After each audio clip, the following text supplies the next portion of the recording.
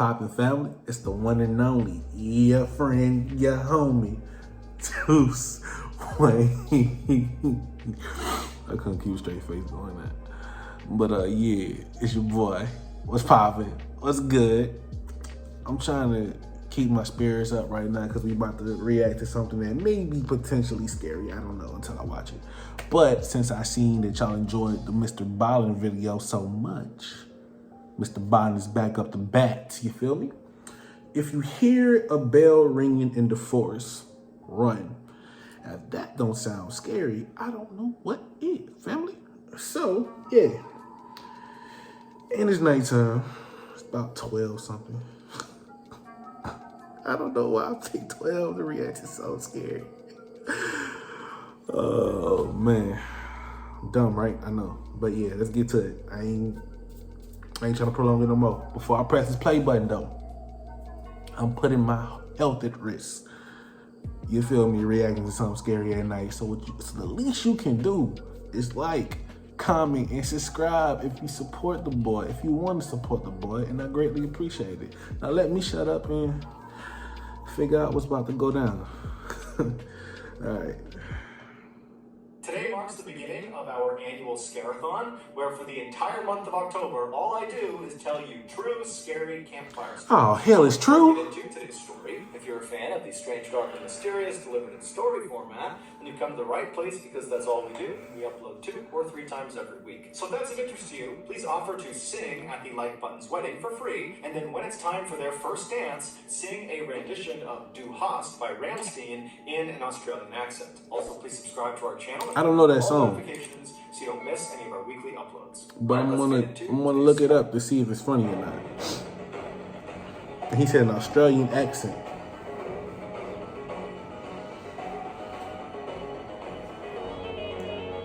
I ain't even about to try to read that.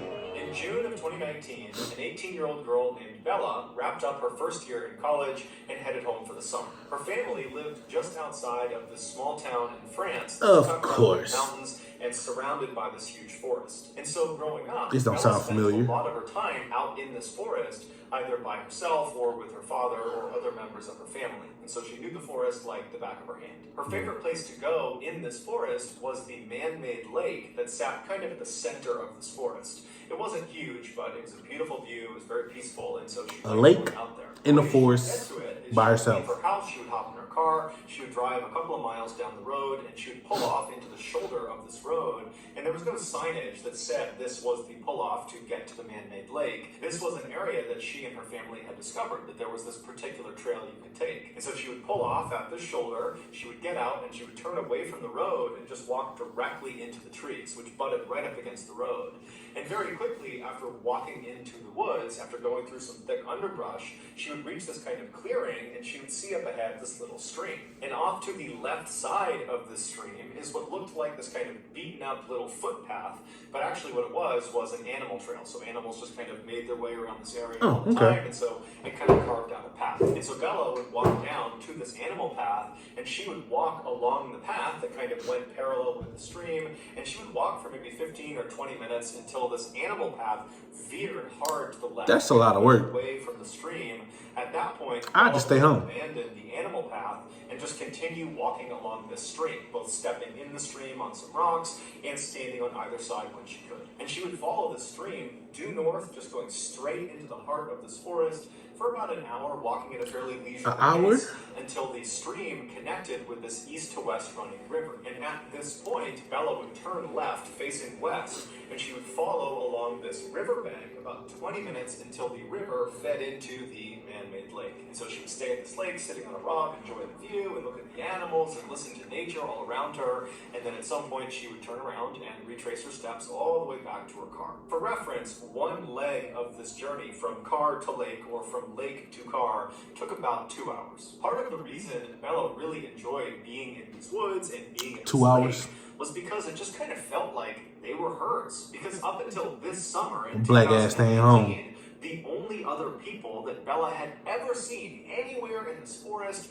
or near this lake were other members of her family. So it really felt very private. So in June of that year, Bella comes home from college. It sounds like a horror movie. She wants to go out to the man-made lake because she hasn't been in months. months she's been in school, and so she's eager to get back to some place that she kind of Get a considers to pool. be her happy place. So one morning she gets up early and by herself she leaves her house, she hops in her car, she drives the couple miles down the road, she pulls off onto that shoulder, she parks her car, she hops out, she turns away from the road, she walks into the forest. I love nature, she finds the stream, but and not that starts much. walking along that animal path right to the side of the stream. She walks for a few minutes until she reaches the point where the trail kind of cuts to the left, and she just stays on the stream and is just continuing walking along the stream. And about 30 minutes later, when she was maybe 1 or 2 miles short of the east-west running river, she hears a bell somewhere off in the distance, way out in front of her, out towards the river. It sounds just like a chime, a single chime.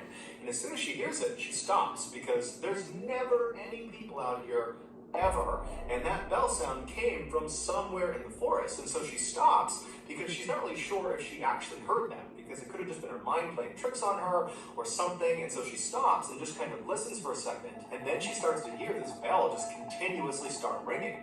Now, the ringing was not uniform. It was constant, but it was kind of sporadic, as if you were holding a bell and kind of ringing it randomly, like you might see at a sports game.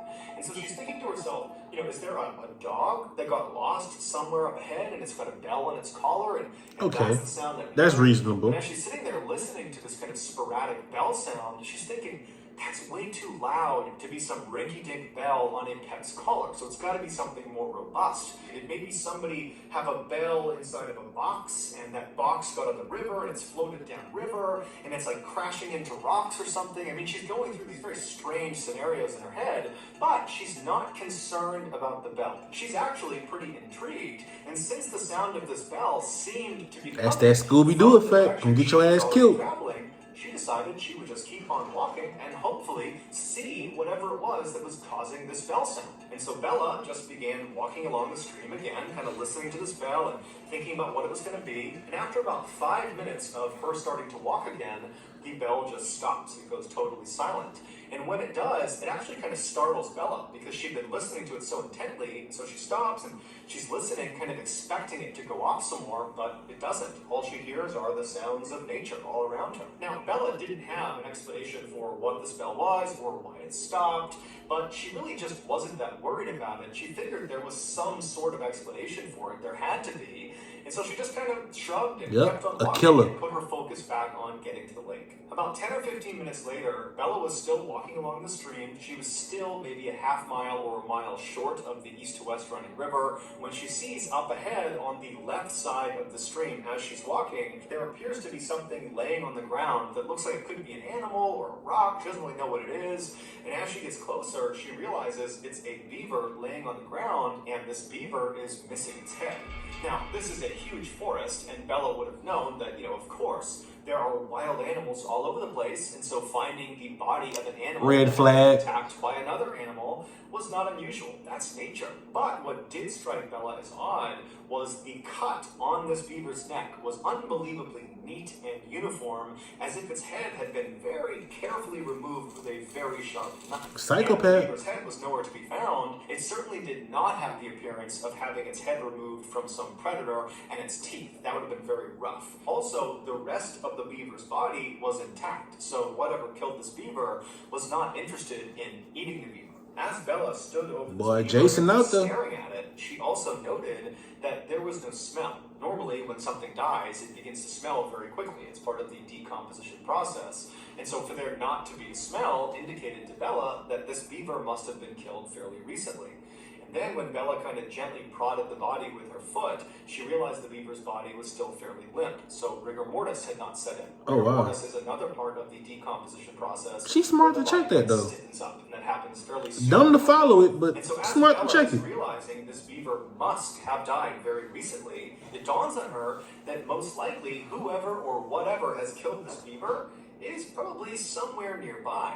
And Bella can't help but connect this dead beaver to that bell she was hearing earlier, which before meant nothing, but considering the bell was roughly coming from the same area where this beaver has now been found, it made her uneasy. And so Bella found herself whipping her head around, looking out into the trees, seeing if, there's some person, a hunter or somebody that would kind of explain what was going on, but there was nothing. And so Bella felt herself starting to panic a little bit, but then she stopped herself and said, calm down, it's broad daylight. I have been coming to these woods for years and years. I've never seen another person. I've never encountered some predatory animal. I'm sure everything is... That's gonna get her ass just like the beaver, watch.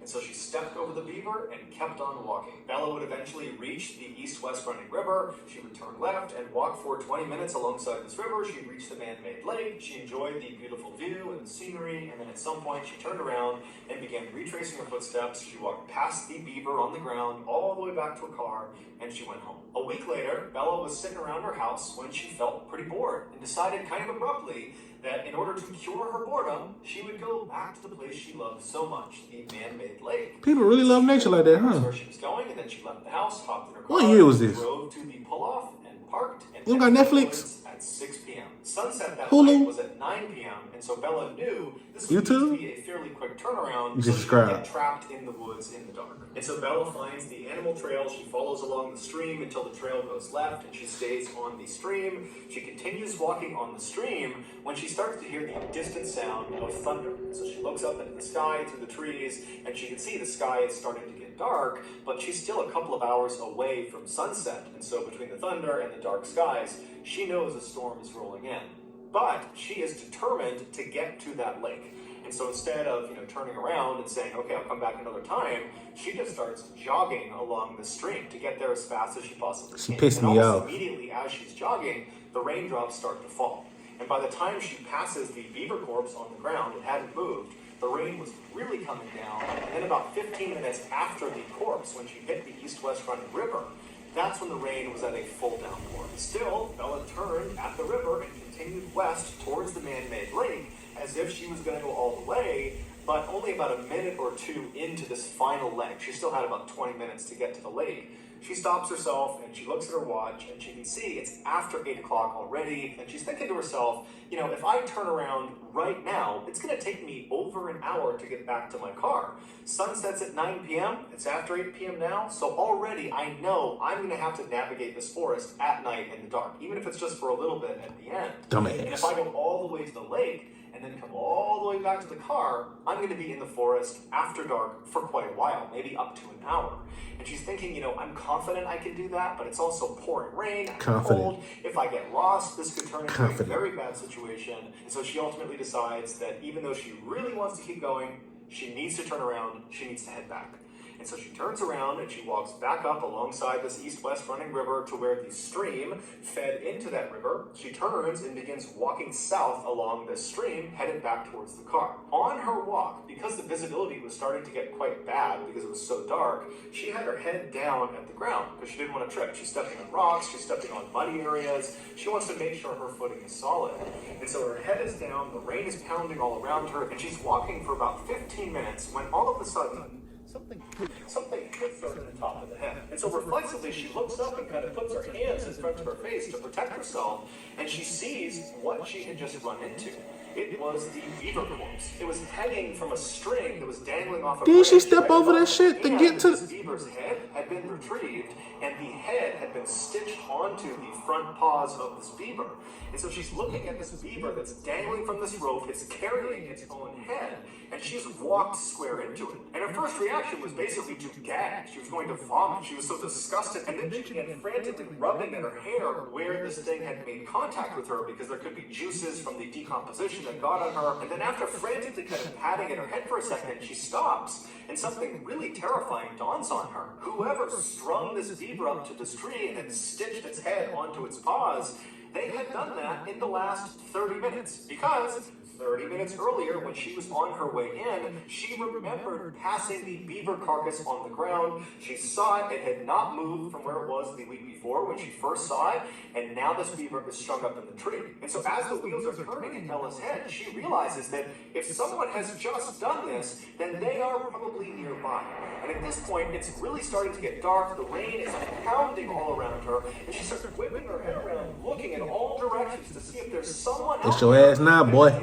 But as she's looking, all she sees is just dark forest in all directions. And she knows she's at least 1 hour, even if she runs, from her car. And so suddenly, she is totally panicked. And in an effort to calm herself down, she says to herself, okay, I need to get out of here, but I have to walk. If I start running right now, this is going to turn into a complete nightmare. I just have to try to walk. And so she walks around this dangling beaver corpse and starts walking along the stream. And as soon as she's past that corpse, she feels the hairs on the back of her neck stand up. She can hear movement behind her. She doesn't know what it is. It could be a deer, it could be some animal, but she's too afraid to turn around. And even though she's trying to tell herself to calm down, just keep walking, you're safe, you're freaking yourself out, everything is okay, as she's walking, she could feel herself starting to speed up until finally she was just running down the stream, sprinting actually away from this beaver and whatever it was that was moving around in that area. And at some point, she got so winded from sprinting so fast that she came to a stop, maybe 5 or 6 minutes after seeing this beaver. And as soon as she comes to a stop and she's walking, she still hasn't turned around yet. She hears the sound of that bell. And right away, it's the exact same sound she had heard the week before. It's that kind of constant, sporadic sound of someone ringing a bell. Bro, is that Jason? She doesn't know. Was that Jason on the bell? She's so scared. Her anxiety is so high. She doesn't know if it's behind her or if it's off to the side. It's now completely dark out. And so she is full-blown terrified. There is someone or something behind her that has strung this beaver up that's probably watching her, and she can't see them. Even though she's beyond winded, she can barely breathe. She just starts sprinting as fast as she can. And as she's stumbling and that cardio, she's not really looking where she's going. In the background and all around her, she's hearing this bell chiming, and she's hearing something moving around in the woods behind her. And she pulls her phone out of her pocket, her iPhone, and as she's running, she dials her father. She puts the phone to her ear. She's crying. She's panting. She can barely breathe. Her father picks up, and she's so relieved to hear his voice, but she can't even make a sentence. She just starts crying and wailing and pleading with him. Dad, come out to the forest. Meet me at the spot where the trail veers away from the stream. Meet me there. There's someone in the forest that's chasing me, and I can't see them. Her father, on the other end of the phone, he didn't know what to make of this, but he could hear the primal fear in his daughter's voice. And so he didn't ask any questions. He said, stay on the line. I'm coming to meet you right now. So that's a good father. Mother with Bella on the line, they run out of their house. They hop in their car. They speed a couple miles down the road. They park next to their daughter's car. And as they're running into the woods, they can hear way off in the woods the sound of the bell. They can hear the bell. They hear their daughter screaming on the phone. They can hear the bell coming through the phone. And she's begging them to please come into the woods. Come in here. Save me. And so the parents run into the woods and they begin running up the stream. Meanwhile, Bella, who's way out in the woods, she's still 10 or 15 minutes away from her parents. She is barely able to run at this point. She's exhausted almost all of her energy. And as she's getting closer and closer to her parents, the sporadic bell sound is getting louder and louder and louder. Like whatever it is gaining on her. And she can hear behind her all these sticks and branches. They're breaking as if something is coming up to her. And finally, it feels like this bell is right behind her head. She just kind of stops in defeat. She's too far away from her parents. She can't get to them in time. And so it was almost like she had to turn around and finally look at whatever it was that was behind her. And so terrified beyond words, Bella, who can barely breathe, she's so scared and so tired, she slowly turns around. Now, when she turns around and she's facing the other direction, she's looking across this clearing. She just happened to run past this clearing, and because it was a clearing, there was a little bit of moonlight that was coming down through the trees, just enough to illuminate this space that was about 50 feet wide. And as she's looking across this clearing, at first, she doesn't see anything. And then this tall, dark figure walks into the clearing. As soon as it steps in, she can see it's got a bell at its waist. And with every step it took, it would violently ring the bell, causing a ringing sound. And so this thing starts moving into the clearing. And as Bella is staring at it, it was like time slowed down. She could not process what she was looking at. She didn't know what she was looking at. All she knew is whatever or whoever this is, they're coming straight at me. And so Bella suddenly got this unbelievable adrenaline rush. It was like her body went into fight or flight to save her. And she turned around and began sprinting faster than she had ever sprinted in her life. And as she ran, all she could hear was the sound of that bell, which she now knew represented steps this thing was taking. As the bell was getting faster and faster and louder, and she knew it was gaining on her. She began lying and screaming out loud that, I'm on the phone with the police, they're right up ahead, they're going to be here any moment. But whatever it was that was behind her, they weren't phased. They were just charging ahead, gaining on her second by second. Meanwhile, her parents had made it to the meeting spot, but her father, he felt like, I can't just sit here. And he just starts charging into the woods. He can That's hear a good his father. Screaming. He can hear this bell getting louder and That's a louder. good father. He starts running towards him. And sure enough, seconds later, he sees his daughter come bounding out of the forest, and she leaps into his arms. He just grabs her, turns around, and runs with her back to the meeting spot. He grabs his wife, and the three of them just charge out of the forest, back to the parking lot, back in their car, and they speed off. Smart man. In the car, all of them are crying. They don't know what to make of what just happened. Bella's trying to describe it, but she can't. And her parents, they had been on the phone listening to their daughter screaming, and all they kept saying to each other, the parents, was, "I heard the bell. I heard the bell. I heard the bell," as if the bell confirmed their worst nightmares. That there really was someone or something out in those woods that was trying to do harm to their child. They would drive straight to the police station where Bella would file a report about what she experienced out in the forest. And then afterwards, her parents, as a precaution, took her to the hospital where she was determined to be okay, besides some bumps and bruises from falling down. The following morning, the police went out to the forest, to the area where Bella had explained where she had been, and they searched all along that animal foot trail and all along the stream, but they never found any sign of this dark figure with the bell. Bella would tell police that she had a handbag, and as she was running back, she dropped the bag. She remembered where she dropped it along the stream, but when the police went to that area, the bag was gone. Also, the beaver was no longer there. It was not tied up to the tree, it was not on the ground, it was gone. The only thing police found that was out of the ordinary was they found a little ways off from the stream, basically along the path that Bella would have been running on, they found a t-shirt neatly folded, placed underneath a rock. But the police and Bella and her family have no idea what that signifies. Ultimately, the police told Bella and her family that more than likely what she ran into was some kind of mentally unstable person that was living out in the woods, and perhaps when Bella came into the woods, they felt like she was on their property, and so they kind of tried to scare her off. But Bella has a hard time accepting it. She felt like, as she was running from whoever was behind her, that she was in mortal danger. That had it not been for her father running into the woods and literally grabbing her, her ass would have been like the beaver, holding her head. She may not have gotten out of the woods at all. That she might have been attacked and killed by whoever this was. She also can't help, when she looks back at the entire experience, thinking about that moment when she turned around and looked across that clearing and saw this figure come into the moonlight for the first time. That when it came into the moonlight, the way it was moving, the steps it was taking, they weren't normal, they were abnormal. There was just something off about this thing's movement, that it didn't seem like she was looking at a person, but rather some big animal. But regardless, since her ordeal, there have been no strange sightings out in those woods. However, almost no one ever goes in those woods except for Bella and her family, and Bella and her family, they don't go in those woods anymore. Smart. So whoever or whatever is out there is still just out there. So that's going to do it, guys. If you found a secret in today's episode, let us know in the comments section what it is and where you found it. And if you're the first person to do that, we'll pin you at the top of the comments section. If you got something out of today's episode and you haven't done this already, please offer to sing at the Like Button's wedding, and then when it's time for them to have their first dance, sing a rendition of Du Hast by Ramstein in an Australian accent.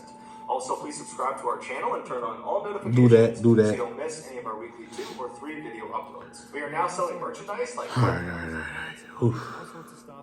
I don't know if y'all could tell, but that whole forest scene, I got creeped out. I got creeped out. When I say it's 60% her fault, 40% that creature's fault. 60% her fault because she saw it was about to rain. And she still tried to get to the lake. Look what happened. A bunch of bull. Stay at the forest, people. And if you go in the forest, don't go alone. Bring like three other people with you. 3 trustworthy people with you. Man, I'm slick creeped out right now. I'm about to, I don't know, if I do another reaction after this, it's going to be something funny. Something happy, hell, Barney, I don't know. But yeah, if y'all made it with me this far, I truly appreciate y'all. Let me know what part creeped you out, if you got creeped out at all. Let me know if y'all enjoyed these Fright Night Friday videos. And yeah, stay blessed, never stress, juice out.